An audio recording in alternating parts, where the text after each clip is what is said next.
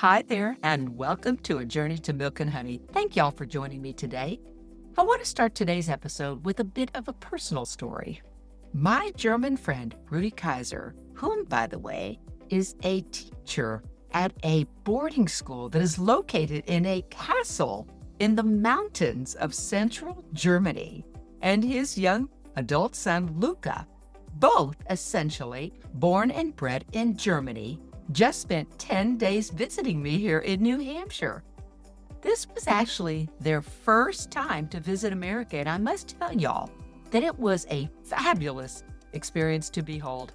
Both Rudy and his son, especially Luca, are huge fans of America and love learning about our history, in particular, the Revolutionary War. It was so fun watching them as we visited so many historical sites and their childlike excitement to be where it all began.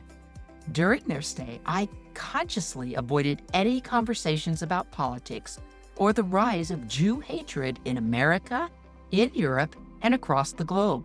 I wanted our time to be about friendship and fun, not heavy issues that seemed to be dividing and darkening so much of the world.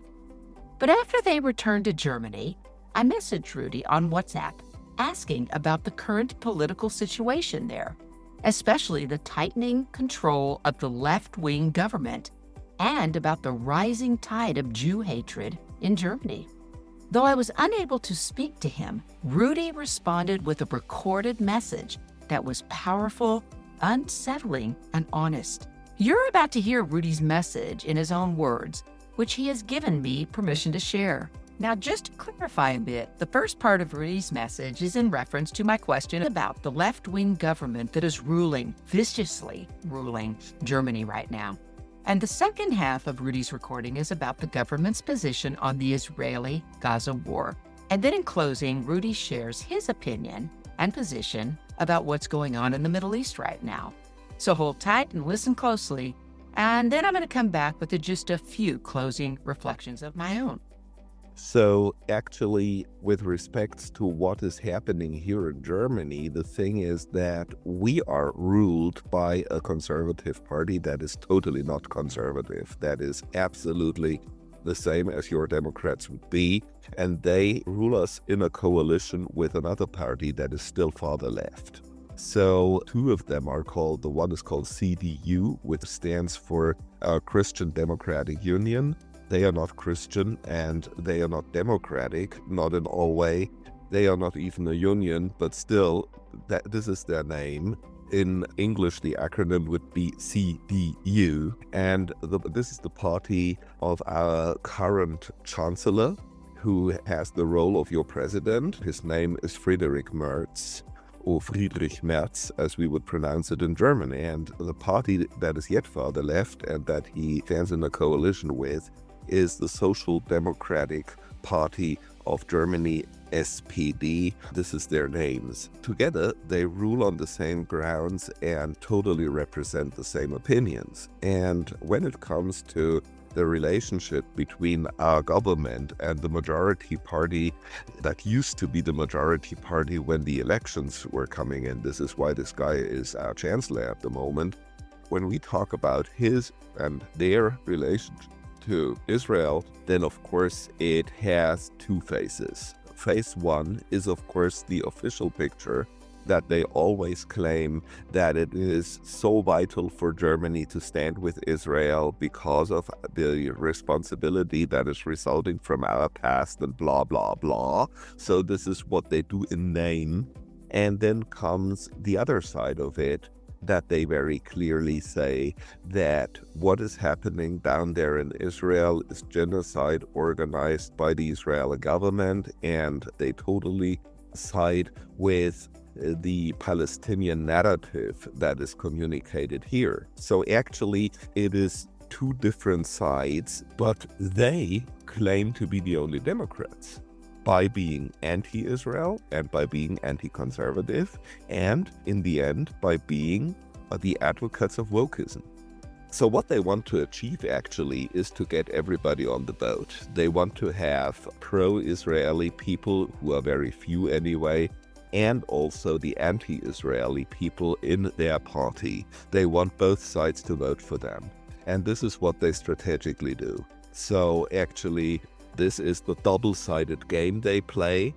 And the Conservative Party, the one they want to ban, that is AfD, or Alternative for Germany, so they are totally pro-Israel. Absolutely totally pro-Israel. There's nothing that goes along with sympathy for the Islamists, right? But what they say, and this is the meanest about that, is that this Conservative Party called AfD, that they are Nazis. They are the contrary of Nazis because they are totally pro-Jewish, they are pro-Israel, they are conservative.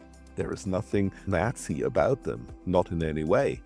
Okay, so I just can't help but jump in here very quickly with some further clarification regarding the one conservative party that Rudy refers to as the AfD, or Alternative for Germany, or Alternative for Democracy Party. Rudy mentioned that the left-wing ruling coalition referred to this one conservative party as extreme right-wing and even called them Nazis. Now, does that sound familiar? Because for the last 9 months and more, I have heard constantly from our now extreme leftist Democrat socialists verging on Marxist Party and their mainstream media puppets, and by association, the millions and millions of people out there who have been brainwashed by this rhetoric that our president, and by association, our Republican Party, and by association, all of the patriots who voted for this party are fascists and Nazis. And also, in case you missed it, Rudy also mentioned very briefly that the extreme leftist ruling coalition in Germany is trying to ban this one conservative AfD party. So I did some research, and I've included some of those links below this podcast. I found out that, in fact, the German government coalition is working diligently to, yes, ban this conservative party that has gained popularity and traction in recent years. Literally ban it. The German intelligence agency, which I presume is similar to our FBI, has been doing a huge investigation into this party and have determined that the AfD party wants to exclude people from the democratic process based on their ethnicity or ancestry, and that this party also opposes the amount of immigration, especially from Muslim countries, as this population generally does not integrate into the German culture. Apparently, 3 of Germany's 16 states have classified this one and only conservative party as extremists, and the national leaders are now hoping that more states will do the same in order to ban this one conservative party.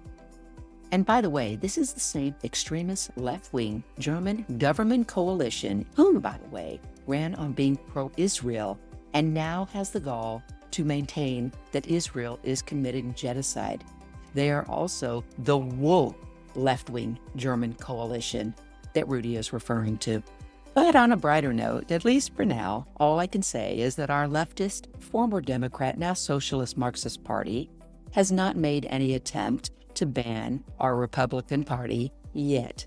Though I will say, for the last 4+ years, they did everything they could to prevent Donald Trump from ever becoming president again. So let's hear from Rudy as he wraps up his message, talking about his personal thoughts about Israel, the Gazans, and the 2-year-long war. And I personally must say that I totally do not want any Palestinian person to suffer or die at all. But a 2-state solution is very objectively just not possible. And this is something that everybody knows and sees. So the thing is, if they don't want to leave, then they have to be displaced. But it doesn't mean that displacement must mean any kind of suffering or horror for them.